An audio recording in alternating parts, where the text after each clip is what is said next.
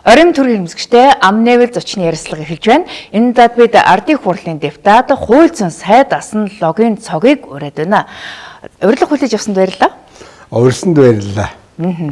Тэгэхээр өнөөдөр одоо арчсан үндсэн хуулийн 34 жилийн ойн өдөр. Тэгэхээр энэ өдрийг бол бас нэлээд парламентын засаглалтаа улсын хувьд бас ач холбогдол өгч тэмдэглэж ирсэн. Тэгэхээр та тухайн үед бас энэ арчсан үндсэн хуулийг баталцажсэн хүний хувьд сүүлийн үед бас 2-3 удаа үндсэн хуулинд өөрчлөлт орсон асуудал дээр ер нь дэвшил гарсан уу, ухралт болсон уу гэдэг дээр ер нь ямар бодолтой явдаг вэ? Тэгэхээр би бол сүүлийн 3 одоо нэмэлт үндсэн хуулинд орсон шүү дээ. Тэгээ 2017 онд, 2019 онд.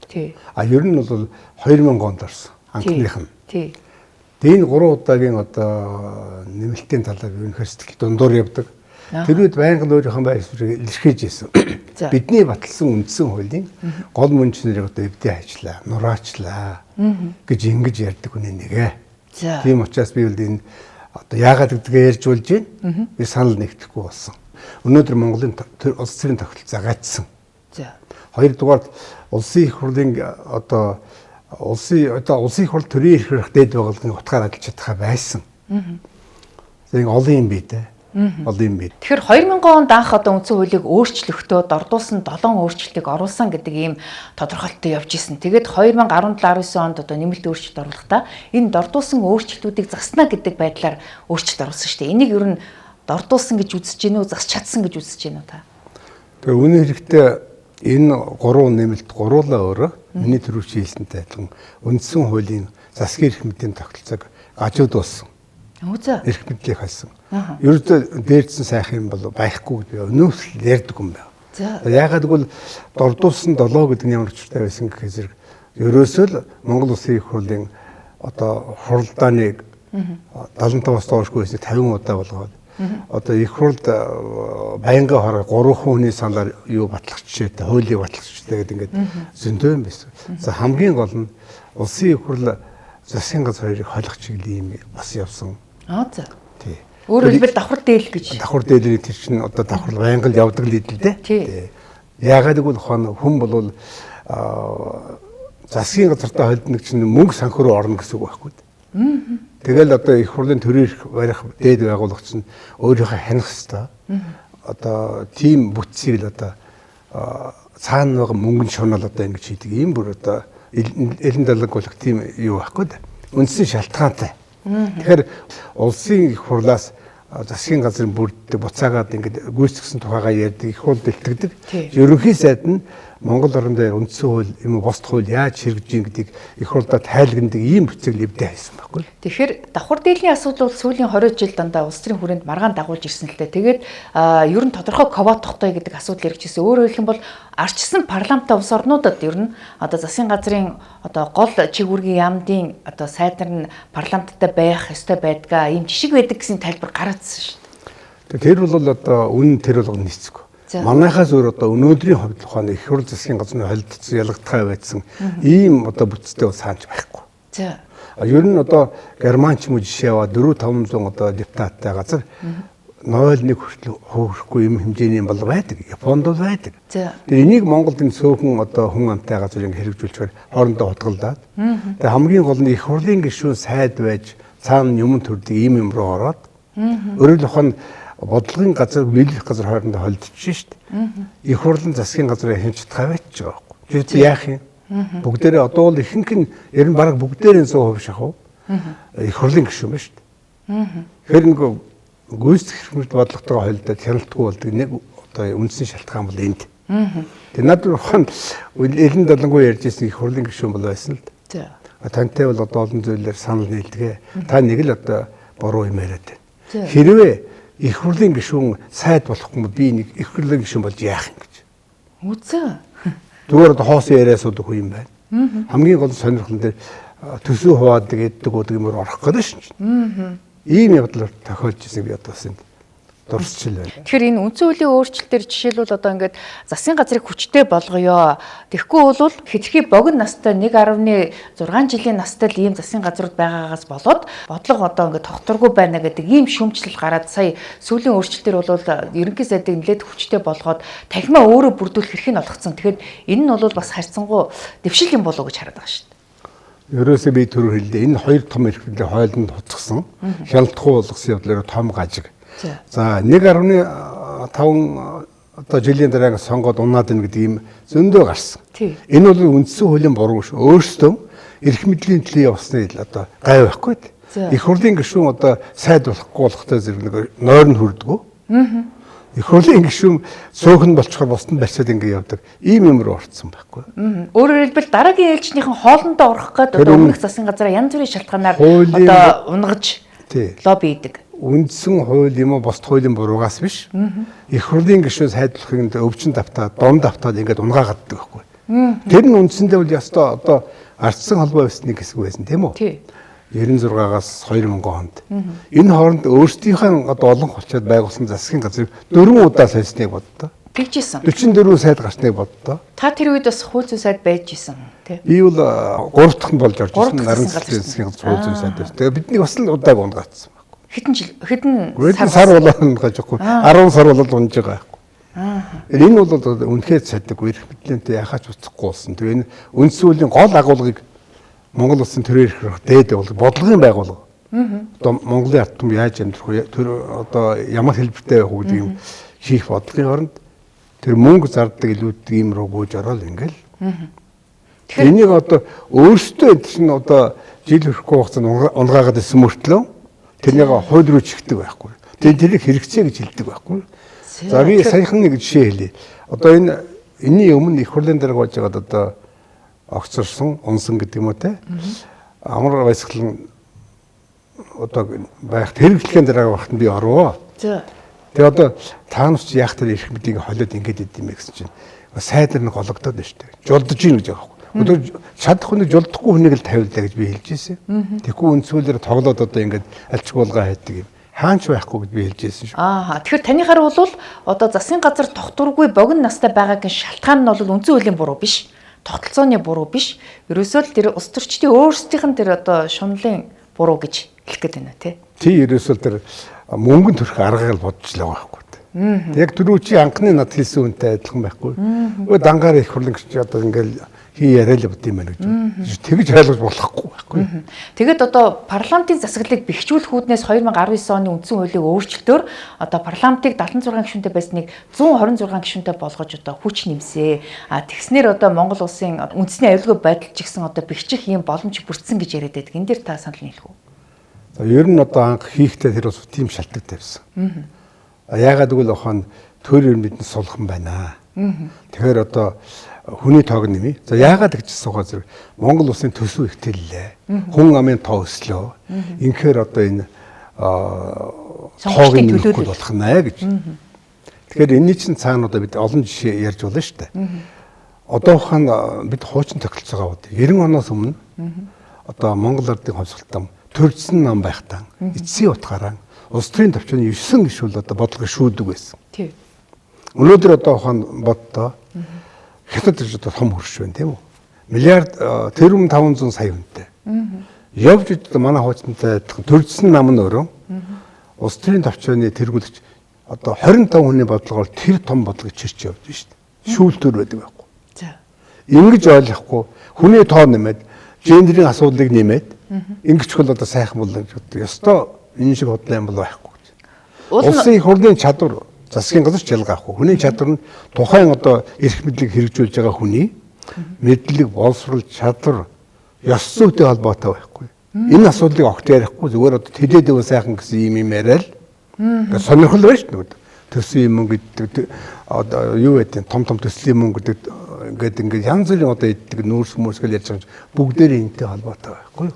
Анх одоо ардчсан үндсэн хуулийг баталж байхад Монгол улсын хүн ам 1.2 сая байсан бол одоо 3.6 сая хүрэх гэж байна. Тэгэхээр ийм учраас 3 дахин нэмэгдсэн учраас одоо гишүүдийн тоог нэмгэснээр одоо сонгогчдын төлөөлөл парламентад жинхэнэ утгаараа хангагдана гэсэн ийм тайлбарыг хэлж ирсэн. Нөгөө талаар цөөхөн хэдэн гишүүн одоо хууль батал суухдаа ямар нэгэн гадна дотны лобби давтах ийм эрсдэл байгаа учраас гишүүдийн тоог нэмчих юм бол худалдаж авах боломжгүй болно гэсэн тайлбар өгч ирсэн шүү дээ. Тэгээ өнөөдөр тэ болж байгаа юм. Нэмчихэд лоббинд орохгүй байгаа юм. За. Энэ саяын тэр оюутлагаа хийж байгаа нүүрснийг бүх юм чинь тэрнтэй холбоотой шүү дээ. Тэгээ хүний тооноос ерөөсөө ам байхгүй. За. Одоо ухаан би 90 оноос өмнөх тогтолцоог үзсэн. Би одоо тэр чинь бас л 77 оноос өтөрд ажилласан хүн. Монгол Ардын Улс намын төв орны дэрэгт намын хяналтшраа өөрөө сахилгын барьдаг бүтсэн би байсан хүн шүү дээ. Тэгэхэд ухаан тэр үед би л одоо огт санахгүй сүүлийн 30 40 жил хин нэгэн сайд эрүүгийн хэрэг татгсан гэдэг юм уу. Тэглээ инглээ гэсэн огт байдаггүй байх. Тэр шалгуур нь мундаг байсан, сайн байсан, шудраг байсан, дэвшдэг байсан. Энэтэй холбоотой юмыг чинь шал өөр юм болгож яриад. Ингээл одоо тогтолцоогоо нураагаа хийдэг юм. Тэгээ хамгийн гол нь өнөөдрийн одоо улс төрийн тогтолцооны бидний санаа зовж байгаа нэг юм бол ард түмч одоо үнэхээр иддэг, уудаг, борлохгүй бүх нь тишээ гаргаж харж байгаа нь үнэн байхгүй, үнэстэй байхгүй. Энийг хэн нэгэн хүн зохиож яриг өөрсдийнх нь одоо тэр сүүлийн 4 5 жилийн юм уу, сүүлийн 3 жилийн юм одоо энэ авир арын шиг нь харцгаалт. Засгийн хэрэгтэй байгаа хоёр нам гэдэг энэ бүлэглэлийнхэн хоорондоо бие биенийхээ болохыг дэлгээд одоо ингээл үндсэндээ ард түмэд ойлгууллаа шүү дээ. Тэгсэн. Тэгээ энийг ярих хэрэгтэй байхгүй. Ёс зүйн тухай ярих хэрэгтэй. Хамгийн гол нь их хурлын гишүүдийн чадвар гэж юм байна. За энэтэй холбоотой тэр хүний тоо нэмээд холимог тогтолцоо гэдэг юмар нөх гаргасан байхгүй юу? Тий. Өөрөөр холимог тэр одоо хуучин их хурлын гишүүнийг сонгоно гэсэн үндс хуультай байсан юм өөрчлөөд их хурлын гишүүнээс тойрог сонгон тойргийн бос гэдэг юм гаргаад тэрний жагсаалтын гэдэг жагсаалтын гэж юм гаргаад энийг холимог сайхан гэж хэлээд ингээ карманд байгаа бүхнээ оруулдаг байдаг. Ямар ч хяналтгүй болдог. Нэг нь тойрогтойж ажилдаг альбомноос сонсдог. Нөгөө түнээр тойроггүй тэгэл зохиолж явдаг нэг иймэрхүү үндсэндээ орчлоо шүү дээ. Жагсаалтын гишүүд ч одоо тойргийн эрх ашигт хөтлөгдөхгүйгээр улс орны эрх ашигын том одоо бодлого ярих ийм одоо зорилготой гишүүдийг л одоо сонгосон гэж ойлгоод байгаа шүү дээ. Яг нь тэдний ярьж байгаа үндсэн шалтгаан дээр. Тий. Цааталтаа өөр юм явж шүү дээ. Өөр юм явж байгаа. Энийг яах вэ? Энэ холимог тогтолцоо бол тэр хаач хаа газар л байдаг юм шиг ярьж байгаа үгүй байхгүй.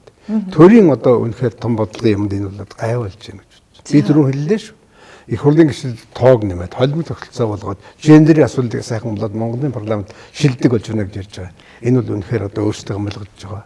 За. Санаа зовхоор ийм асуудал шүү. Тэгээ холимог тогтолцоо чинь одоо парламентод олон намын төлөөлөл орж ирэх энэ боломж үүд хаалгыг нээж байгаамаа. Тэгэхгүй бол парламент нэг хоёр намын төлөөллөөс бүрдээ сүүлдээ нэг нам дангаараа л одоо парламентыг бүрдүүлэх ийм эрсдэл рүү орох гэдэг учраас холимог тогтолцоогоор одоо олон намын төлөөлөлд энэ удаад бол 5 намын төлөөлөл орж ирсэн. Дээрээс нь одоо янз бүрийн одоо эмэгтэйчүүд төвчлийн бэрхшээлтэй иргэдгээд төлөөллөд орж ирж байна гэдэг ийм одоо нааштай бас үзүүлэлтүүд байна гэж яриад байгаа шүү дээ. Тэгэхээр энэ үнэн хэрэг дээр бас өөрөө зөв хэллээ.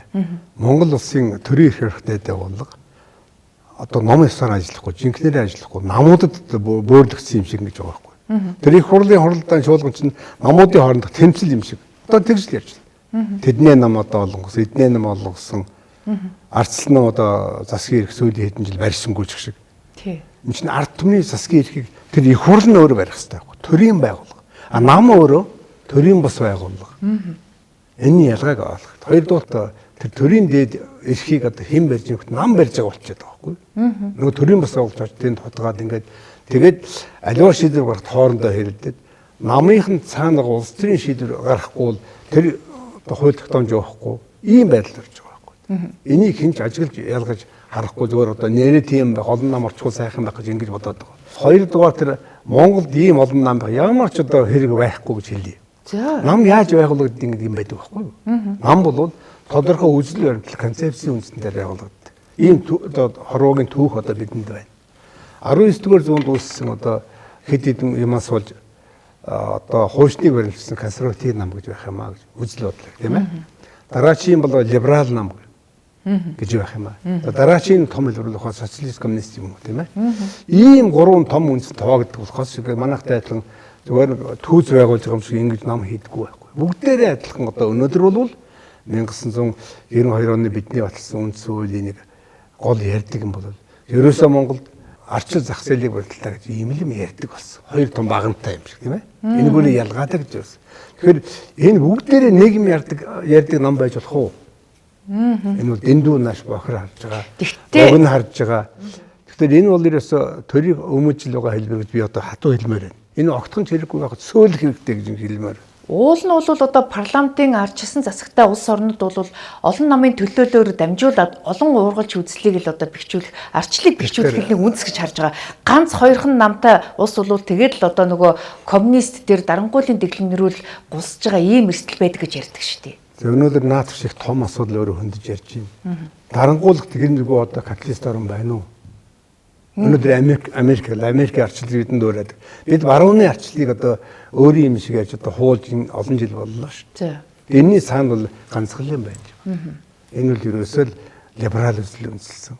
Хувь юм жишүүлсэн төрийн нөлөө байхсгүй хувийнхан өөрийнхөө зах зээл өөрөө аваа явдаг гэсэн ийм үлгэр ярьсаар л өнөөдөр өгч байгаа. Тэгтэл бидний жишээ авч байгаа хууж байгаа тэр ертөнцийн өнөөдөр юу болж байна? Гэж ингэж бид том утгаар бодохгүй хамар дорой харж ерөөсөө болохгүй. Тэгээ би түрүү хэллээ шүү. Нам гэдэг бол үндсэндээ бол өөрийнхөө үзэл баримтлалыг гаргаад тэрнийг амьлуулах одоо хүнээ боловсон хүч ингэж хууч яадаг ус одоо хүний нөөц эвгүй шүү хүний нөөц гэдэг бол тээ.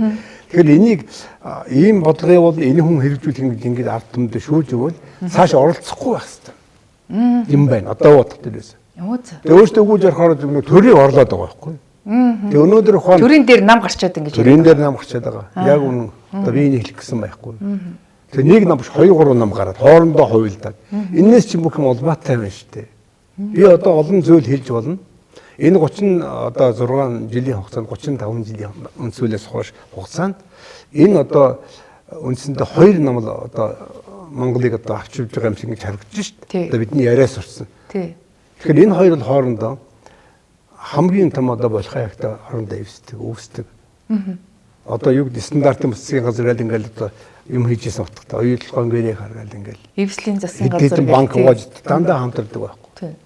Үнсүү зөрсөн Монголын ард түмний одоо энэ байж байгаа сурыг анхуулсан хамгийн том шил гарахтай хамтардаг. Тэгээс үүсэн салаа явчихдаг. Энэ төр нь хааваа төр утгаар ажиллах гэж би энийг хэлээд байгаа байхгүй. Хоёрдугаарт энэ намын чи бүр одоо маш нарийн зохион байгуулалт юм мафи хэлбэрт оруулж байгаа байхгүй. Эрх мэдэл мөнгө эрүүг элемент нийлэхээр мафи болдог гэж одоо тодорхойлж хэлэх ёстой юм байна.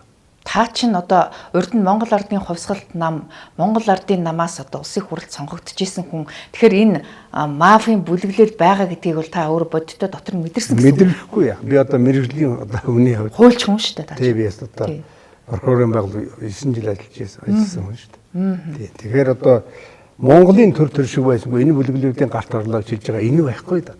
Тэгэхээр энийг цөөлөх хэрэгтэй. Хоёрдугаар энэ том сүлжээг бод устгахгүй болохгүй. Эддэг уудаг эн чинь одоо бүлэглэл гараад баян хоосны ялгаа гарчихсан ингээд Тэнгэрийн амтан олныхан болчиход байна шүү дээ. Энд ард түмэн үнэхээр дургу одоо үзий ядаж байна. Сөрөнгөө барьж хэрэггүй одоо жагсаат нэмэргүй шалдан яваач хэрэггүй. Энд тэгээд энэ одоо засгийн газар ингээд солигдоод байгаа гэдэг өөртөө ордны хувилдаан байхгүй юу? Ордны хувилдаан. Миний шиг хүн одоо өөрөөр харж шүү дээ. Тэгэхээр та цаашдаа бол энэ одоо 30-аад нам байх шаардлага байхгүй цөөлөх ёстой гэж ядаж нэг 10 дотор оруулж ирэх шаардлага байна гэж байна. Миний түрүү чи хамгийн тэр гол юм л байгаа. Нам байгуулдаг одоо онлын гэдэг юм тэр үзлэр өрнөлийн том үндэслэг барих юм бол Монгол 3-4-өөс дээш гарах ёсгүй гэж бодож байгаа. Тэгэхээр энэний холимог энэ янз бүрийн бол байдаг л. Тэгээ тийм бол завсрын Монголд хэрэг байхгүй. Энэ чинь бүхэлдээ том бүлгэл бүр миний хэлж байгаа тэр мафи болж хөрөд ш. Энэ ард түмний хотод явахгүй өөртөө идэх хондлоо яваад ямар байж байгаа. Байглаас саясан ард түмнийхээ баялгийг тэр ард түмэнд нөхгүй өөртөө цөөхөлөө болж байгаа ингэж чиж ш. Одоо энэ засгийн газрыг жишээлбэл одоо байгуулагдаад 3 сар болж байхад нь л огцруулсан. Тэгтэл тэр нь бол одоо үндсэн үйл зөрчсөн гэдэг асуудал үүсээд цэцгийн одоо их суудлын шийдвэрээр буцаад энэ засгийн газар одоо хүчин төгөл дээр ажиллаж эхэллээ л дээ. Тэгэхээр энэ одоо үйл явцыг та хөндлөнгөөс хараад юу гэж дүгнэж байна? За би тэр нэг хэлсэн энэ ухаанд одоо тэр дээр өчиг бүлэглэлүүдийн хоорондох тэмцлээ. Одоо ордны хувьдаа гэж бидний ярьдаг төвхөндч байдаг. Яг ийм л юм болж байгаа болохоос үнэн хэрэгтэй Монголд хэрэгтэй төрд хэрэгтэй ард түмэнд хэрэгтэй болохгүй байхгүй. Нөгөө ч одоо иж хуваах юм дээрээ зөрчилдөг. Энийг хэлдэг ойлгомжтой байхгүй. Энийг унгаавал би очно гэж бодож шүү дээ. Ингээд төрийг тогтворгүй болгодог юм эндээс эхлээд улбаатай. Энийг болиулах хэрэгтэй гэж бодож Тэр засгийн эрх одоо авах гэж явах хуульдаа хийсэн гэдэг асуудал би ерөөсөй ойлгохгүй. Би процессын алдаа гаргасан болохоос ш тийм ээ. Өдөрт тэр буцаагаал процессын засгаад явуулах юм байна. Тэрний орон чинь одоо засгийн оронд үндсэн хуулийн эцсийн одоо их судлаар хамгийн шийдчихэд хөдлөхгүй болгочиход. Тэгээд нөгөө нь хуралдан буруу зөрөө хөтлсөн улсууд нь бүр засгийн эрх авахын тулд явсан. Эрүүгийн гэмтэрт бол ял авахгүй зогсож байна. Энэ мөн үү шүү гэдэг үзэх хэрэгтэй. Маш нарийн үзэх бол болохгүй. Үнэхээр Монгол засгийн эрхийн хууль одоо ясаар авч байгаа нэг том одоо үйл явдал үзэгдэл байгаа. Энэ бол хууль ус сонгуулаар засгийн эрх байгуулагдав. Энэ хизээ гэсэн гэхээр одоо би Элбэдэржиг арчилсан намын дарга байсныг мэдхийн Баяр Монгол Ардын арчилсан намын дарга байсан.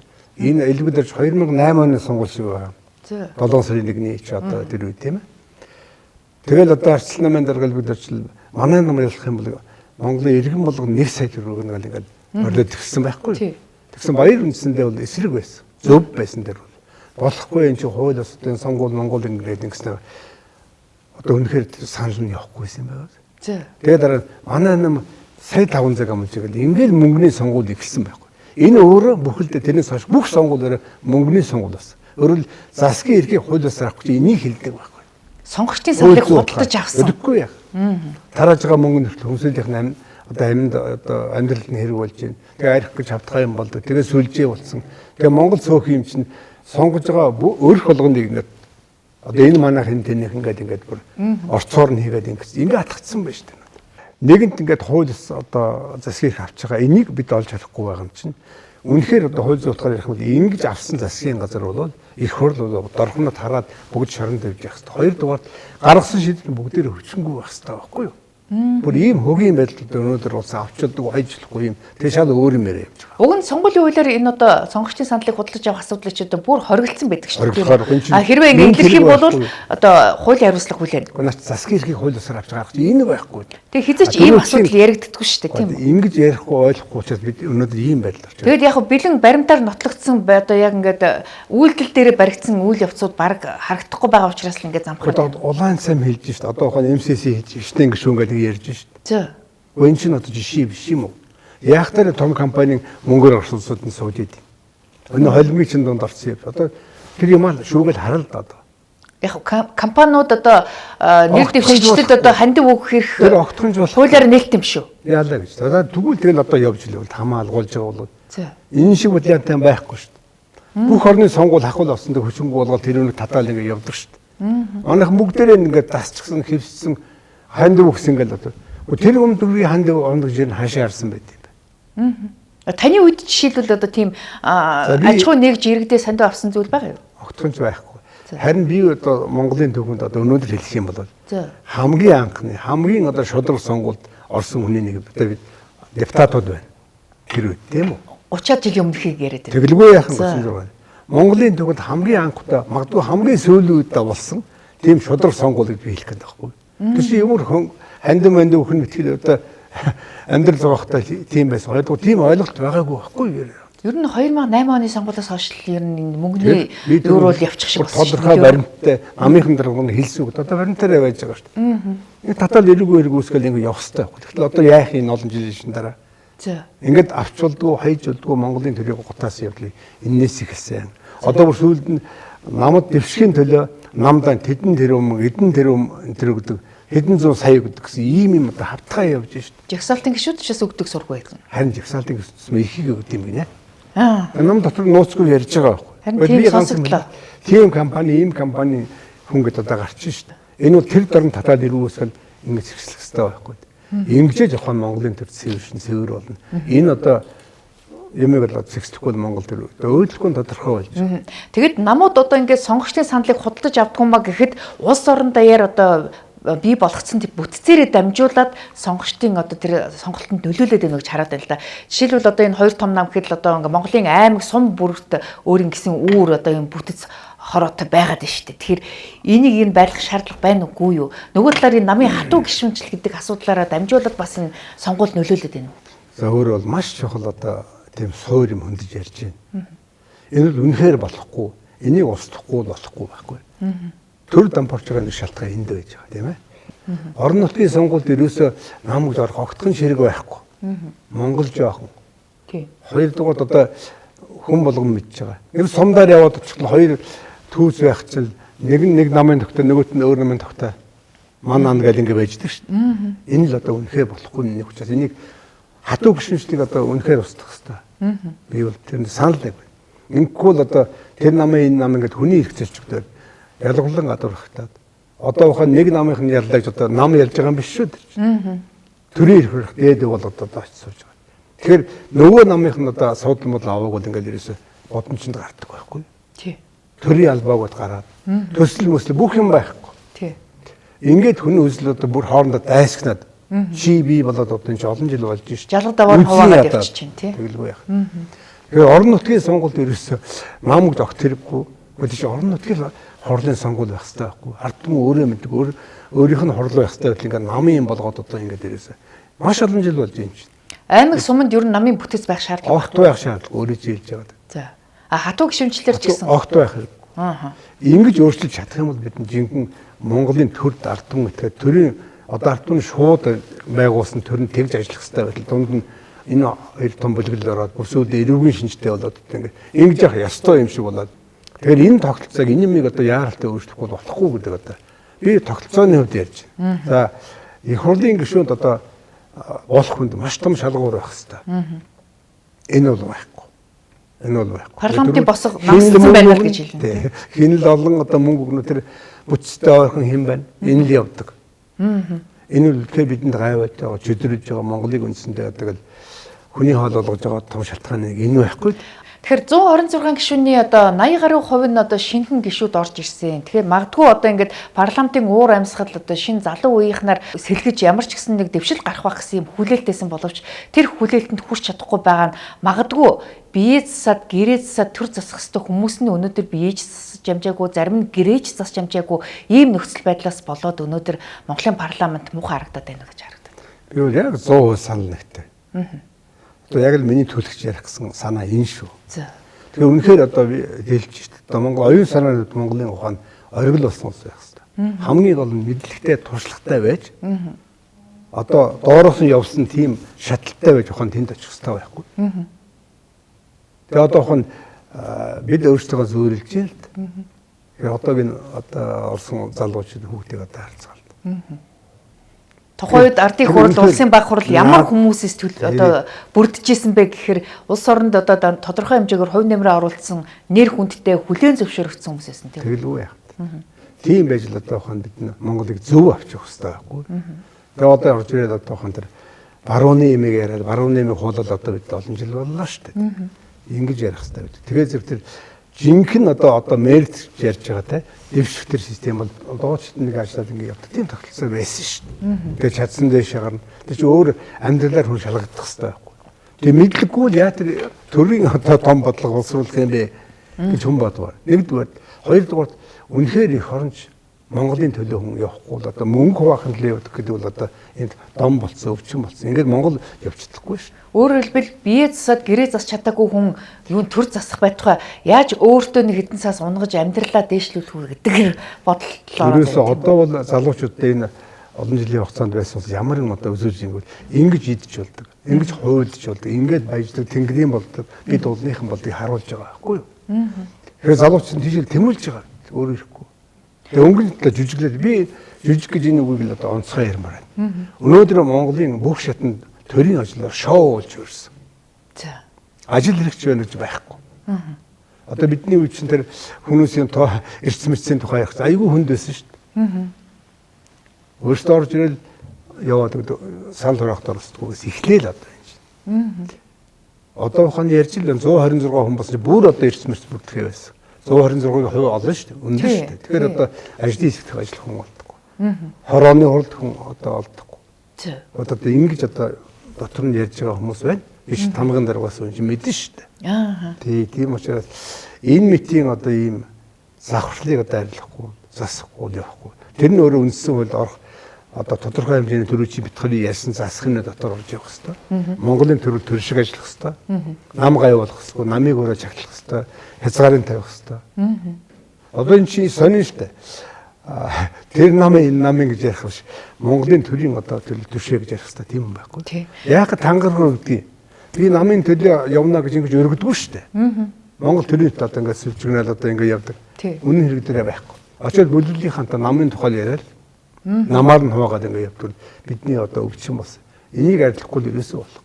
Одоо энэ 126 гишүүн байна уу? Ер нь өмнөх парламентын үед ч гэсэн ер нь 40 гаруй гишүүн орон сууцны дэмжлэг авсан байна гэдэг ийм мэдээлэл би сонслоо л доо. Тэгэхээр энэ гэрээ засч чадаагүй хүмүүс ер нь төрд орж ирээд гэртээ орон сууцтай болох гэж орж ирдэг юм болов уу гэж бодлоо. Харин тийм л болгоо ажиллаа шүү дээ. Тэгээ энэ хэвээ юм шиг байж ах хэвээр шиг хэлж шүү дээ. Энэ ч ардтан мэдчихэд яаж бухимдахгүй байх вэ? Тийм байхгүй. Одоо жишээлбэл таны ардын хурал улсын баг хурлын гишүүн байх үе одоо 2000-ад оны үеийн одоо парламентод байх үед ер нь одоо хөдөө орон нутгаас сонгогдсон гишүүд ч юм уу одоо эсвэл нийслэлийн сонгогдсон гишүүд тодорхой орон сууцны дэмжлэг гэдээ ямар шалгуураар өгдөг байсан. Одоо нэлээд замбараг болцсон юм болов уу гэж хараад байна. За яг улсын баг хурлд байхад бид нь бол 54 гишүүнтэй байсан. Монголын байнгын парламент одоо өнөөдөр хэд байна тийм үү? Тэгээ хөдөөнөөс ирсэн одоо гишүүдтэй л баг хурлын байр өгчээсэн тэр өөр юм байгаа. Харин сүүлд нь ардын хүлийн депутатуудад орон сууцны дэм үзүүлнэд хэдэнтэй өгчээсэн юм байна. Өөр юм бол байхгүй. Тэрнээс хотод одоо оршин суудаг гишүүдэд бол орон сууцны дэмжлэг гэдэг ойлголт бол байгаагүй тийм. Тий яг. Сүүлд ардын хурлын депутатуудаа нэг удаагийн нэг хэдэн төгрөгийн юу өгөөд тэргүүрээ дэм болсон юм л төгтэй. Одоо бол хангамжид эндээ дээрээс тэр төсөө рүү янз бүр болдог гадна дотн зугаалдаг айдлаг юм чинь энэ хамгийн том өрлөг юм шүү дээ. Тий. Тэгэхээр одоо энэ төсөөгөө жимслэг тоглож явах хэрэгтэй юм. Ард түмний татварын мөнгө шүү дээ. Бизнесийн одоо татвар өгсөн татвар шүү дээ. Тий. Тэгээ ингэж бодож байгаа сэтгэлтэй хүмүүс одоо байна уу? Байхгүй шүү дээ. Тэгэхээр та өөрөө улсын хурлын тамгын газрын дарга байсан хүн ер нь одоо хариуцлага алдсан, ажиллаад удаа дараа тасалсан гишүүдтэйг ер нь яаж хариуцлага тооцдог байсан юм? Тэгэл чимээгөө өнгөрдөг байсан юм. Тамгын газар ямар юм байх төгрөг. Тамгын газар бодлогын бүх юмыг бэлдэх арын алба шүү дээ. Тий. Ер нь Монгол улсын парламент, аль улсын парламент гэдэг тамгын газаргүй төсөөлөх аргагүй. За одоо би энд нэг юм хэлье. Одоо их хурлын гишүүн байл одоо нэг дундаа ч юм хүртэл хууль босруулаад ингээд суугаад байгаа юм шиг хүн ойлгодог байхгүй. Ийм биш. Хуулиа уншдаггүй л орж ирд юм байл. Айгу хуулийн бүх төслийг тэр салбар яам тэр гаргаж ирдэг байхгүй. Тэгдэг. Тэгээ үндсэндээ бэлэн төсөлтөөр болох болохгүй тухай хамгийн том шалгуур болж ингээд төрийн төлөв явах хэрэгтэй байсан улс чинь тэрнийгээ хийхгүй болохоор яах вэ? Тэгээ хүнд ярих та бид одоо тийшнээ юм хийлээ гэдэг. Хурал их байнгын оролдох хайц томил дээр яваад өгсөн. Тий. Гэт ингэдэг л одоо ийм рүү орчихсон хөвшил болсон одоо өгөө бариад сууж шít. Харин тий. Баахан ажлын хэсэг байгуулсан. Бүр дэндүүлсэн. Тий. 50 гаруй ажил хэсэг гэсэн. Чи ингэж ажилтдаг байхгүй. Энэ ч бүр одоо бичээгүй хууль байж штэ бидэнд. Сая намрын чадaltaй одоо мэрэгсэн ийм байвал иймд хүрэхгүй шүү. Уг нь одоо урд өмнөх парламентын одоо ээлжид чуулгануудыг анзаарахад ер нь одоо дор хаяж нэг 100 гаруй хуульд нэмэлт өөрчлөлт болон одоо бие даасан хуулиудыг баталсан байдаг. Гэтэл сая намрын чуулганы одоо үр дүнг харахад бол нэг 10-аадахан хууль л одоо нэмэлт өөрчлөлт байдлаар баталсан. Бусд нь одоо санал судлын хэрүүл болоод өнгөрсөн ийм байдалтай харагдаад байна. Одоо өөрөө хэлж штэ. Яг тийм л байгаа байхгүй. Та настай байнга ажигладаг ш сурвалжилдаг тийм үү? Тэр тогоонд явдаг улсын нэг шүү одоо олон төмдөө хөргөдөг. Та бүхэн надаас илүү л одоо мэдж байгаа юм. Болохгүй юм тухайс. Өнөөдөр тогтолцооны том бүтцийн тухай ярьлаа шүү Тий. дээ. Тэгэхээр та тогтолцоог одоо өөрчлөх шаардлагатай байна. Ялангуяа энэ парламент засгийн газрын төвшөнд хяналтыг сайжруулах ийм тогтолцоог бий болохын тулд тодорхой хуулийн өөрчлөлт хэрэгтэй гэж байна. Тэгэхээр танихаар үндсэн хуулиа дахиад өөрчлөх ёстой юу? Тэгэхээр чинь тодорхой шалгуур одоо хугацаа нь бол бас эн чинь заагтай учраас боломжгүй ойр үед. Тэгэхээр өөр хуулиудаар зохицуулах ёстой юу? Үндсэн хууль нь суур юмд хийх ёстой шүү дээ бид нар. За тэгэхээр ч одоо өөрчлөх боломжгүй шүү дээ. Яагаад боломжгүй вэ? Одоо 8 жилийн хугацаанд дахиад үндсэн хууль өөрчлөх боломжгүй гэсэн тийм хууль байгаа шүү. Тэр чинь одоо оронгоо эргүүлж болох хэрэгтэй. Өнөөдөр төрийн тогтолцоо болж ийн болохгүй байна. Тэгээд чаддаг улсыг гаргаад хийгээл дээ чинь. Хоцохон тавьсан биш. За. Тэгээд одоохон сайд нэрийг харал да. 10 20 жил болж байгаа сайд бүх ямд ингээл ээжлээ явж байдаг чинь. Тийм одоо харуу дээр байхгүй. Өөрийнхөө мэрэгсэн чаддаг юмны чиглэлээр төрийн бодлого хийж явах болохоос энэ жил энэ 4 жилд энэ яам нөгөө 4 жилийн ингэж явдаг хаач тоглоом бол байхгүй шүү дээ. Энийн цаана юу гэж нөгөө мөнгөөр л явж байгаа байхгүй. За хоёрдугаарт энэ эрх мэдэл төрийн эрх том эрх мэдлийг мөнгөтэй утгаж ирсэн болохгүй. За. бизнесийн хийгээл явж л байр л да. Наа мэрэгсэн ус Монголын төлөө зүтгээд явж байгаа. Энэний хатлаа хангамж зөвлөлт өөр хэвээр байхгүй. Тэгж чадсангүй хутгаа хайж гисэн. Тэгэхээр би одоо нам төр хоёрыг салгах хэвээр. Намын хязгаар улаан шугам татдаг. Тэр хүртэл явдаг хийчих хэвээр. Эрх мэдэл мөнгө хоёрыг салгах хэвээр. Засгийн газрын их хурлыг салгах хэвээр. Би олон жил ярьж байгаа байхгүй. Салгана гэдэг хүнд ойлгохын тулд тэгж ярьж шít. Энэ одоо үндсэн хуулиар нэмэлтээр оруулж одоо юу гэдэг өгөн тогтолцоогоо өөрчилж ингэж хийгээд тэгээд маш хатуу мөрдөхгүй болохгүй. Ямар ч хууль хийж болно үндсэн хууль ямар ч мөрдөхгүй тэгээд цагаан саас шүү дээ. Энэ мөрдөхгүй байх нэг том аюул ухаан төрөвчлээс эрх мэдэл үүрэг хариуцлагын тогтолцоо гэж юм байх хэрэгтэй гэж. Эрхэл нэхэд байгаас үүргээ мэдэхгүй байдаг. А доодуулдаа шаардлага тавиад ингээд нөгөө эрх нь байхгүй бол тэгээд энэ чи ийм юм биш. Хоёрдугаар энэ том эрх мэдлийн чинь сан нөгөөтөл энийг хяндаг тогтолцоо гэж байх хэрэгтэй. Тэр тогтолцоог бүгдийг аваа хийж байгаа байхгүй. Их хурлын засгийн газрын хэмжээний өгөө холидоос уссан чи яах юм гэж хүн харнаа да тийм ээ. Том мөнгөтэй улсын гарт орсон бохор яаж тэрийг хянах юм? Би нэг л жишээ аваа. Мэргэжлийн хяналтагч байх болов байсан. Тий. Улсын хэмжээний зохион байгуулалтаар бүтцтэй. Тэгтэл одоо өөрсдөө хянуулахгүй тэр тогтолцоог устгаал яамдын салбарын хяналт болгоод ингэ хийчих. Чи буцаагаад нэг сэргээх хэрэгтэй. Одоо сэргээх гэж явж байгаа. Аудитын газар одоо харин явж байгаа юм шиг яриах гэж. Аудитын байгууллага гэж байна. Баахан шалгаал ингээд өгч өөрд арга хэмжээ авдаг юм бол байхгүй. Тэгэхээр би 12-аас 16 онд дэдэр байхдаа хэлж ирсэн. Аудитын хуулийн шинжилсэн найруулга ирэхэд энэ ч одоо шалгахаас өөр юм байдаг. Арга хэмжээ авч чаддаг. Энэ ч одоо шидгүү арслан шиг байна. Шидгүү арслан гэж хэлсэн чинь тэр цаашаа явал одоо хүртэл ярьж л байна. Оо таны үг. Хоосон ярих хэрэггүй би. Одоо запис нь байж байгаа, бичлэг байж байгаа. Би ч өөр хяналтын хүн шүү дээ. Тийм үү. Төрийн том тогтолцоонд тууштай хардаг юм байна. Тэгэхээр одоо парламентод хяналтыг сайжруулахын тулд одоо нэг танхимтай байх уу, хоёр танхимтай байх уу гэдэг асуудал 34 жилийн өмнө одоо энэ ардчсан үзүүлэлтийг батлах үеэр маргаан дагуулж агаад тэгээд одоо нэг танхимтай байхаар болсон. Тэгвэл тухайн үед бол бас хоёр танхимтай байх асуудал дээр нэлээд олон гишүүн бас одоо санал өгч ирсэн билээ. Таныхаар энэ парламентын хяналтыг бий болгохын тулд, дээшлүүлэхийн тулд ямар арга зам хэрэгтэй гэж бодож байна? Одоо энэ олон жилийн дараа ингээд үзэх юм бол үнэхээр одоо ийм болохоо байсан нөхцөл ухаан 90 оны тогтолцоо бас өгүүлэгдэж байгаа нэг талаас. За. Тий. Одоо сум болгоноос ирээд ингээд яасан 400 гаруй депутат. Өөрөөсөө байнгын ажил байхгүй шүү дээ. Ардын их хурл. Тэгээд байнгын ажиллаа парламентаар сонгодог байсан. Энэ бол хоёр танхим ерөөсөө биш байхгүй. Хоёр шатлал. Шатлалтай гэж байгаа. Тий. Хоёр танхим гэдэг бол арай өөр тогтолцоо. Хоёулаа хууль баталж тэрэн цаашаа хүчнтэй болж байгаас гадна ерөөсөө тэр одоо улсуудын онцлог түүх онцлог байна тийм язгуурт нь орж эхэлсэн юм байна. Хаан засаглалтай. Хаан засаглаас одоо улбаалсан юм байж байна. Тэгэд ингээд ярил олон юм би. Холбооны улсууд байдаг асуудал байхгүй. Холбооны улсууд. Манайх шиг одоо ийм одоо унитарны ганц улсад энэ тогтолцоо хэрэг байна уу би тухайн үед бодож исэн хэрэг л дээ. Тэгэд үндсэн хуулийнхаа одоо юунаас бид бүрэн ирэхээс татгалзаад тэгээд нэг танхимтай болгосон ийм төвхтэй. Одоо болохгүй л одоо ахаал тэр тогтолцоог үүс одоо бас арай дээр төлөв гэж ингэж бодож байна. Тэгэхээр танихаар бол одоо нэг танхимтай 126 гишүүнтэй парламентын оронд одоо ардын их хурл болон улсын баг хурл гэсэн энэтэй төстэй тийм одоо шатлал бүхий тогтолцоог бий болгох шаардлагатай. Улсын баг хурл байнгын ажилтны юуны хувьд ардын хурлыг хямдахгүй шүү дээ. Тэг манай харилцан хяналт гэж нэг ийм сони юм яриад одоо ингээд толгоонд нь бүр яатсан. Тэр үтгэл ухаан эрх мэдлийн 3 салаа гэж байгаа. Эрх мэдлийн 3 салаа. 3 засаг биш. Хууль тогтоох гүйцэтгэх засгийн газар шүүх эрх мэдэл энэ 3 юм нийлүүл засаг гэж ярьдаг шүү дээ.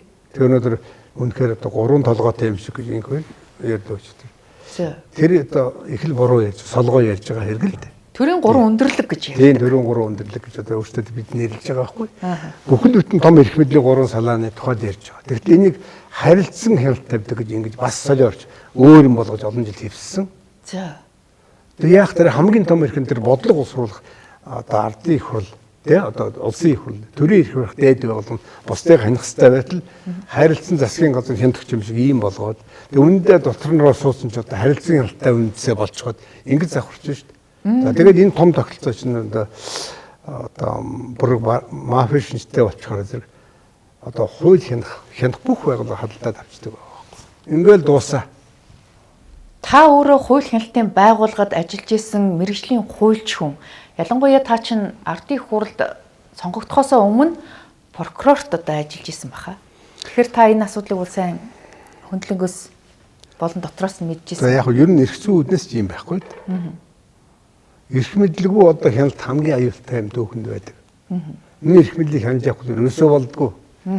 Тэгэхээр энэ хяналтынхаа тогтолцоог бид зөв хийхгүй бол одоо ингээл хайлтсан хяналттай байдаг гэл одоо засгийн газрын одоо их хөл руугаа дайраад өөр төрөнд ороод суудсан чинь тэглгүй яах вэ? Өөр юм байхгүй шүү дээ. Тэгээд энэ чинь томилж байгаа хүн өөрөө гартаа хийгээд авчдаг байхгүй. Томилол болоогүйс өөрийн хүртэл хяндаг л юм байх хэрэгтэй байтал ингэж говьж шít амьдрал дээр.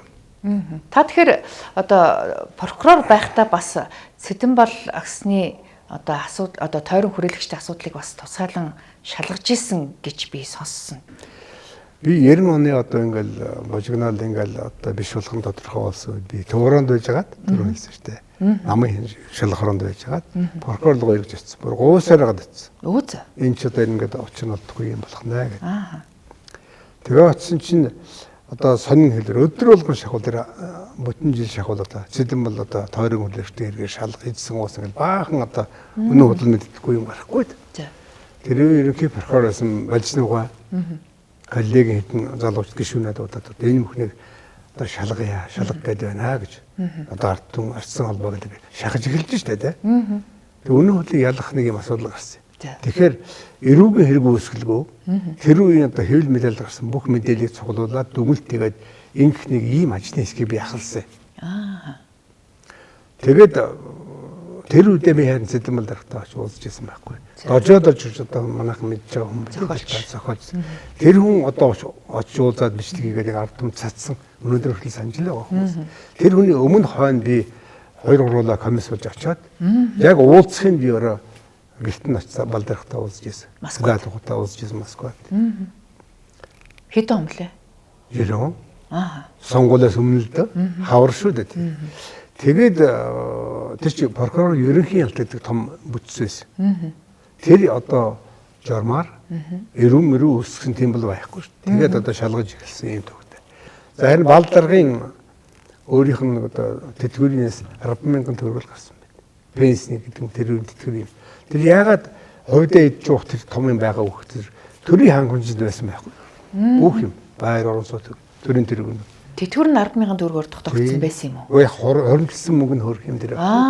Өөрийнхөө тэтгэврээс хоримтлуулсан мөнгө нь 10,000 төгрөг байсан. Дансанд нь орсон. Хадгаламж нь 10,000 төгрөг. Тийм мөнгө одоо тийм ээ. Оо за. Өөр юм байна. Тэгээд эдгээр цуусыг хорноо худалсан тэтгэвчний авдар шиг аваад гэсэн үг бүх тогтоогүй худлаа байхгүй. Улсаас одоо бүх одоо хөрөнгөийг хураасан, одоо медалийн хураасан. Одоо буцаагаад өгсөн л дөө. Тий, буцаагаад өгсөн. Энэ намын төөрөний өөрийнхөө шийдвэр гарч өгсөн авсан байдаг байхгүй. Тий. Төрд чамаагүй. Тэгээд одоо сүүлд нь харин эрүүгийн хэрэг үүсгээд шүүхээр хилцээд эрүүгийн интеграшн шүүгээд хүчингүй болгосон. Тэгсэн. Цагаатгсан гэсэн үг тийм ээ. Ингээ буцаагаад бүх юм тэр маршал заашл бүх нь бол одоо яасан олгогдсон юм төвхтэй шүү дээ. Тэгээд Балдаргад одоо гадна дотны одоо хүмүүсийн өгсөн тэр дурсгалын үнд зүйлсүүд ер нь хайцсан юм бол гэдэг дээр. Тийм олон юм энтэнд байсан гэж би одоо мэдэхгүй. Гүр ус хурааж аваад одоо ямар нэгэн байдлаар музей байдлаар зохицуулах боломж байсан юм бол би бол мэд юм алга. Та тэрнтэй ер нь танилцж ирсэн үү? Би бол харин зүгээр тэр шалгах явц та. Тэр үе аялал хамгаалах тагнуулын байгууллага цагдаа комисс нийлчихэд ингээд энд одоо том үдээс том сейфийн одоо үзэх юм даралцж байсан прокурорын хувьд дээ. Тэр нь марш одмодыг аваа явцсан гэсэн шал худлаа тэнд л гарч ирсэн л байхгүй. Тэнд дээр маш олон хэмжээний түүхэн бичгээр бидэнд олдсон. Тэр сейф. Тэнийг үзэх юм бол тэр том юм одоо яа. Төлхөр нь олдохгүй байсан. Тэгээд том сейф чинь одоо гагнуураар ингэж яхаас өөр байхгүй. Тэгээд тэр бид гисч дуудсан шүү дээ. Хөндлөгийн гисч байлгаад прокурор цагдаа шүүх юм байгаад ингэж ийм л юм байсан. Тэгээ өөр үзэх харах юм байхгүй чи. Тэр сейфэнд тэгээд үнд зүйл байгаагүй, мөнгө байгаагүй. Зөвхөн бичиг баримт байсан. Бичиг баримт байсан. Тэр маршлын од гарч ирсэн гээд ийм юм байд. Тэр бүгдийн баа буугуу данслаад тэр үед ухаан Монгол Ардын улсад намын нарийн бичгийн дараа сумья гойд одоо бид тэр бүх юм өгчээсэн түүхтэй. Тэр одоо тэр нь хаашаа очсон юм бэ? Нөгөө намын байр шатахад 7 сарын 1-ний үед тентэн чацсан одоо мэд юм байхгүй. Магадгүй улсын архивд магадгүй тэр чинь бид хойноос нь би явахгүй шүү дээ. Ирхэж байх юм ч дээ. Та тэгээ өөртөө Балдархтай одоо бичиж уулзаж хойш удаа ярилцж исэн хүний хувьд ер нь тухайн үед ер нь юу гэж захиж хэлж хийсэн бол тэр хүнээс нь онцолж хэлэх зүйл юу байна? За би бол одоо очоод анх эчин сайдын яам дээр уулзъя гэсэн. Филатогод хэлжсэн дөө. За. Филатогод тэр тачган төлж баг уулзахгүй гэсэн. Тэгээ яг нэлээд ярьсны эцэст. Уулзсан жигтэйхэн гомдолтой бачимдсан уйлсан дуусан юм одоо юм болсон. За. Тэгээ би байдлыг хэлсэн. Тэгээ би бол одоо Монголын бэр 38 жил байсан. Монголын ард түмнийхээ эндүү сайн мэднэ. А Цэдэн бол одоо 40 жил одоо Монголын төрийн тэргүүн байсан юм хүн. Монголын ард түмэн хайртай гэдэг би бас мэднэ. Тэр үед хариуцлага алдаад илтгэх болоод одоо янз бүрийн бодсон улсууд ингэж эргэж босч байгаа юм байна гэж би бас бодож байгаа гэнэ. Зөндөө юм байна шүү дээ. Өөрөөр хэлбэл тухайн үед хариуцлага алдсан хүмүүс нь эргээд яг тэр хүний өөрийнх нь бодолдоо тэр өөрийнх нь арга хэмжээ янз бүрийн юм болсон тий. Эдгээр одоо босч байгаа. Тэгтэл энэ таануусын хэвлэлээр гарч байгаа бүх юм би мэдээлэлтэй байж байгаа. Тэгээ сүүлдээ би хэлсэн юм л да. Энэ бүхний учрыг олж одоо Жин банкнд харуулвал одоо та бүхэнд хэрэгтэй биш үү гэсэн чинь бодож байгаа. Нэрээ тийм шүү гэдэг. Тэр ч одоо уурч ш хоорондоо яриад одоо энэ чинь тийм нэрвдийн залуу хүү байна одоо ингэж. Тэгээ харин надад бүр харин сайн шалгаад өгөр юм нэг өсөлд нь одоо ялган шүү гэж. Ингэж одоо салж исэн төвтэй. Бас болоогүй өөрийнх нь хүүхдийн фондын 10 жилийн тайланг шалгаад одоо өчнөө мэдсэн уусан гэсэн бас баах юмтай очсон байхгүй мэдээллийн юм. Тэгээ тэрийг бүгдээ нэцээс. Тэр нэг тэр мэднэ, нэг энэ мэднэ гэдэг орлогч санхүүгийн бүхэн дугаа хэлдэг. Гайхалтай ухаантай. Тийм байсан шүү дээ. Тэгээ Сэдэмбалдар ухаанд 75 настай байсан. Филатогод алтай байсан. Яг миний тэр уулзах үед. Ийм юм даа. Тэгэхээр та улсын прокурорт ажиллаж исэн хүний хувьд ер нь одоо прокурорын дэргэдэх мөрдөх албыг одоо татан болгосон асуудал дээр ер нь бас янз бүрийн шүүмжлэл гардаг л даа гэдэг юу гэж харж байна. Ер нь прокурорын байгууллагч нөөрэ прокурор ч өөрөөсөө төрөл төрлөөр яг эхнээс нь дуустал процессыг хяндаг юм шүү дээ. Өөрөө бол дэргэдэнд онцгой хэргийг мөрдөн байсан групп хүчтэй байсан. Тий. Онцгой хэрэг. Тэр нь бол тэрийг даваа хийсэн. Тий. Одоо гар мохорсонтой адилхан шүү дээ. Тэгээд зарим чиг үүргийн ухаан одоо атагээд өгсөн юм ингээд явцсан төгтөл. Ер нь би түрүү хэллээ. Процессын хуулийг хяндаг том эрх мэдлэл прокурорын байгууллагад байсан. Одоо ч гэсэн байж байгаа. Тэгээ бүхэлдээ ухаан энэ хяналтын одоо хөндлөгийн юм айхтар шүүх эрх мэдлийн том бүтц өрн бүхэлдээ эрх мэдэлтэй улсын гарт орны гэрэл аюултай байхгүй. Энэ юм л явж байгаа. Энэ чинь нөгөө мөнгөний төлөө ашигын төлөө явдаг нийгэм болчихоо зэрэг дуртайгаа худалдаж дараа авшиг юм болж шүү дээ. Тэр бол манад адилхан өвчин байгаа хэрэг. Би түрүү хэлээ хоёрдугаар одоо өөрийн гэсэн прокурорт, өөрийн гэсэн шүүхт, өөрийн цагдаатай болсон ийм том эдийн засгийн бүлэглүүд байсан байх. Одоо ч байгаа шүү дээ. Бүр нарийнсэн гэж бид ойлгоод байгаа. Бүр эрээсээгүй болцсон байсан юм биш үү? Одоо энэ 35 жилийн хугацаанд. Одоо та төрийн өндөр албан тушаалаас буугаад чөлөөт иргэн болцсон уу? Эсвэл хуваараа бизнес хийж гэнэ үү? Буухт бид одоо тэтгэврийн хүн шүү дээ. За. 2016 онд их хурлын дэдгээс бий буугаал тэгэл. Төрийн ажлууд байхгүй, эрх мэдэл байхгүй. Иймээс би одоо алдах юм уу, айх юм уу? Хуваараа бизнес хийгээгүй юу? Байхгүй. Таны тэтгэврийн амжиргаанд нь хэр хүрэлцээтэй байна? Одоо ичмэр дамжиг гэдэг шиг одоо тоо хэлэндээ одоо яах вэ? Юу гэсэн үг вэ? Би бол яг тэтгэврт гарсан чи 900 мянган төгрөг гарсан. 950 мянга. 2016 онд уу? Тий. Үүсэ. Тэгээ одоо сая хэд дахин яад нэмсэн бүгдээрээ мэдчих. Тэгээ тооцоо хийгээд үзэл дээ одоо. Тэгээд яг би бол одоо ингээл төр зүтгэж явж байгаа л ингээд огцрол унаал ингээд явах тэр хинч шууд явдаг. Тэгээд миний алдаа байх л да. Тэтгэврийн шинтгэл юм өгөх юм байна нэг. Би тэрийг өгөлгүй та жорлоо ухад төлөхний яасан гэж хүн хэлээ шүү дээ. За. Тэгэхээр одоо энэ би зөөрлөж ярьж байна л да. Би бол тэгээгүй тэгэл одоо ингээд та чинь одоо хуулийн салбарт одоо олон жил ажилласан. За ардын хурлын депутат, улсын баг хурлын гишүүн, хууль зүйн сайд, улсын хурлын дэд дарга, улсын хурлын тамгын газрын дарга гэдэг ингээд олон том албан тушаалуудыг хашижсэн хүн таны тэтгэвэр ядаж л нэг саяас дээшээ тогтоогдох байх гэсэн бодол байсан л да. Яг та ер нь тэтгэврийн нийгмийн даатгалын шимтгэл өгчөөч. Яаж төснө юм? Тэгтээ зэрэгсэн би тэр олон жил ингээд одоо огцрол явахтай тийм үү? Хэл бүдээл явах гэдэг юм уу? Бараг тиймэрхүү болсон үедээ тэгэл гудамжинд ажиллагүй байсантай адилхан байсан байхгүй. Тэгэхээр миний өөрийн буруу байгаа. Би юм юу ч гэсэн нүүрс ухаач гэсэн одоо юм зөөгөө ч гэсэн өгч болно гэж хүн. Сайн дураараа одоо ажилгүй байх хугацаанд сайн дураараа нийгмийн дадлаа төлж яваагүй байна. Тэглүү яах. Ам бүл хэдүүлээ. Бид хоёулаа хуульч болсон гэр бүлтэй байлаа. Үгүй. Тэр хүмүүсийн дагаад ч юм уу тэр юм дагаад зөв төлөвлөсөн ийм одоо хэдэн хүүхдийн ачаар одоо л бид яах вэ гэдэг тэр юм өгөөлээ. Бидэнд илүү юм хэрэггүй шүү дээ. Хүүхдүүд танд бүгдээрээ өөр өөрийн мэрэгчлээ сонгосон. Хуульчид гарсан уу? Хуульч гараагүй шүү. Тийм үү. Аав ээж нь хоёр байгаа үедээ одоо хэцүү юм гэж бодсон байгаа үедээ л би одоо бодно шүү дээ. Сайн нэгтэй юм байна. Монголд өнөөдөр шударгаар хөдөлмөрлөж ажилласан хамгийн их одоо татврын дарамтанд орж эргээд одоо бараг л тэр улных руу л одоо гусж орох юм нөхцөл байдал үүсээд дундаж давхарх байхгүй болох гэдэг л да. Тэгэхээр энэ дундаж давхархаа дэмжихийн тулд ядаж одоо татврын бодлогоор дэмжиж татврыг нь тодорхой хэмжээгээр ингээд үе шатаагаар бууруулаад явах боломжийг төр засаг юм тодорхой бас алхам хийхгүй л байна л да. Өөргийн нэг штэ нэ. Тий. Энэ чинь сааталтай нэг төрийн одоо хүний эрх гэж одоо онцолж ярил л тийм ээ. Хамгийн том эрх нь амьд явах. Амьд явах. Тий. Эрүүл орчинд байх хэрэг. Энийг огч ярьдаг. Хүний эрхийн томдон баталгаа байх хэрэгтэй. Тэгвэл тунхаг цаасан дээр бичсэн юм. Ямар баталгаа байв? Эрх зүйн баталгаа. Улс төрийн баталгаа. Эдийн засгийн баталгаа. Яс зүйн баталгаа байх хэрэгтэй байхгүй. Энэ өнөөдөр байна уу? Бүрэн байна уу? Тэр юу хийж байгаа 35 жил боллоо шун асууд юу хэлэхгүй бид нь бол. Тэгэл одоо ухаан тэдэн ууныхаа өхөд босох хүмүүс Монгол сайх болоо юм байна гэж бозор юм гэж бодож байгаа. Бозор. Ахмадуудад тэгж одоо болох уу одоо энэ чинь.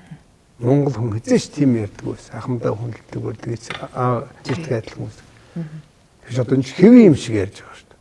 Тийм одоо хойч үедээ бид болж тэрнийг их хурд мөнгөөр залж ирээд боддоо хоон дэр чинь. Энэ ариун явдлуу гэдэг шиг юм байгаа байхгүй. Тэгээ эцсийн утгаар энэ бүхэн чинь ингээд базаад хэлэх юм бол Монгол шудраг биш байна нийгэм. Алгалж байна бие бинийгаа. Ядчил тэтгэврийг ингэж ялгчилж өгөөд нь шүү дээ. Тийм үү? Тэтгэврийн одоо хэмжээ бол бас хэтэрхий хол ялгаатай байна гэдэг. Энэ намарч ингээл хөөрх юм хэдэн тэтгэврийн өгшнөл бол баахан юм болж тэгэл юу гэж юм очсон юм. 80,000 төгрөгөөр нэмлээ. Тэр юмныхаа үн ханшийг харалт. Салин нэмээд нэмэргүй. Юмны үн ханш зах зээл өөрөө мэддэг гэж ингэж ярьж байгаа юм дэрсэн. Тэг ашигын төлөө явж байгаа усл биш тэр шатаалаа байхгүй.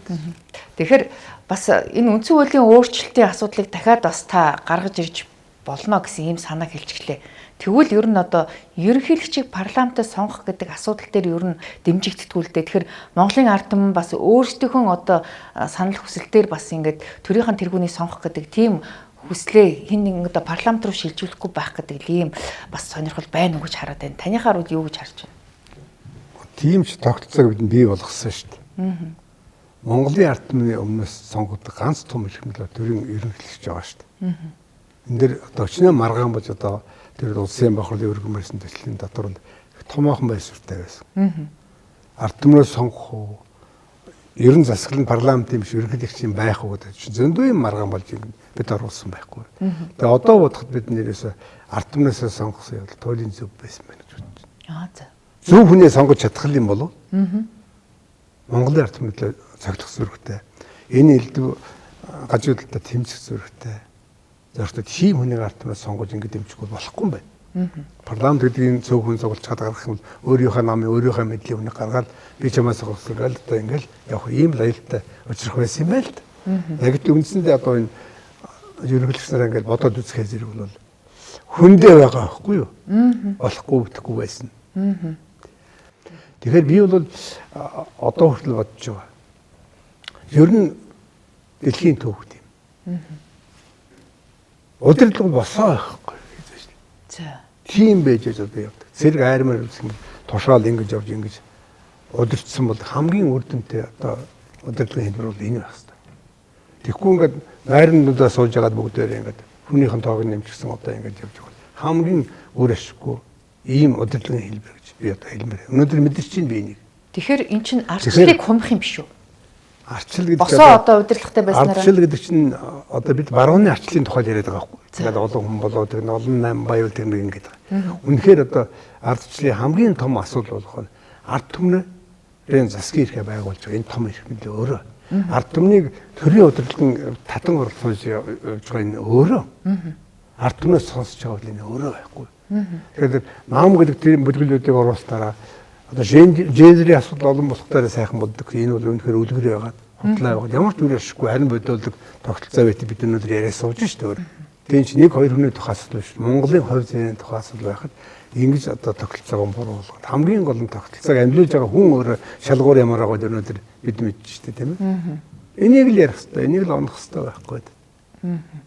Тэгэхээр төрд ажиллах хүмүүсийн ёс зүй, мэдлэг чадварыг л одоо өндөр түвшинд одоо босгыг өндөрсөх хэрэгтэй. Ямар ч хууль хийж болно, ямар ч тогтолцоо хийж болно. Амжилж байгаа хүн гэж би зөвхөн энгийн үгээр хэлнэ шүү дээ. Тэр төрийн төсөв дэше очиж байгаа хүний би түрүү хэллээ. Мэдлэг чадвар, зүрх сэтгэл, эх орон зүйцэл гэж юм байх хэрэгтэй гэдэг.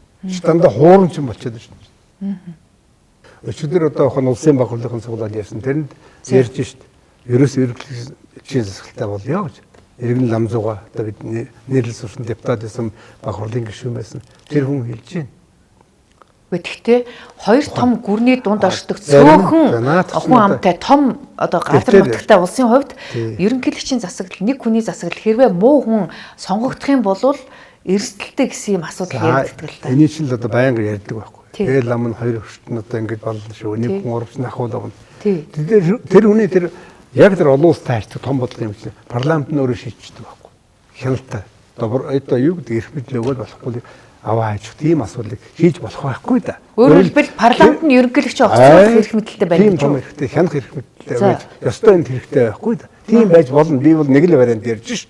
За. Төрийн удирдлагын одоо босоо хэлбэртэй байхгүй ямар ч үр ашиггүй гэдгийг эсрэг би тийм зүйл ярьж байгаа байхгүй. Тийм байж болно. Монголын одоо бидний чинь өөх төөх тийм нэг хүний засаглал руу байснаас олон хүний засаглал гэдэг нь илүү одоо давуу талтай олуулаа хэлцвэл буруугүй гэж яригддаг. Олон хүний засаглал гэж одоо хэцүүлдэ тэгж ярих. Тэс явж нэг бөөн засаглал болдог. Парламент. Тий. Одоо дэлхийн оронгоор ирж байгаа нөхцөлд энийг бодох тийм боломж байгаа гэж. Тэргээд одоо би хэллээ шүү дээ. Одоо хяналтгүй хамгийн аюултай. Тэгэхээр үнэхээр ганцхан тавьчихад дураар нь хайчгүй тийм л байдал байна. Буцаагаад одоо төрийн эрх дээд уг нь хяндаг өгөө хэлдэг иймэр урал болох ёстой. Бүрнээ бэлэн байгаа байхгүй. Тэгээ энийг бодох ёстой бид одоо тэгнэ ингэж байгаа юм биш шүү. За ингээд бидний ярилцах цаг ингээд дуусч байна. Ингээд бидний урилгыг хүлээж авч дэлгэрэнгүй тайлбар ярьцлага өгснээр баярлалаа. Тэгэхээр ардчсан үндсэн хууль батлагдсан энэ өдөр үндсэн хуулийн тогтолцоо, төрийн тогтолцоотой холбоотой өөрийнхөө санал бодлыг хуваалцсан танд баярлалаа. Ингээд таны цаашдын ажил амжилт хүсье. За баярлалаа. За баярлалаа. За манай энэ удаагийн ам нээвэл зочны ярилцлагаар ардын хурлын депутат, хууль зүйн сайд асан логийн цог оролцлоо. Анхаарлаа тусан үзэгч та бүхэнд баярлалаа.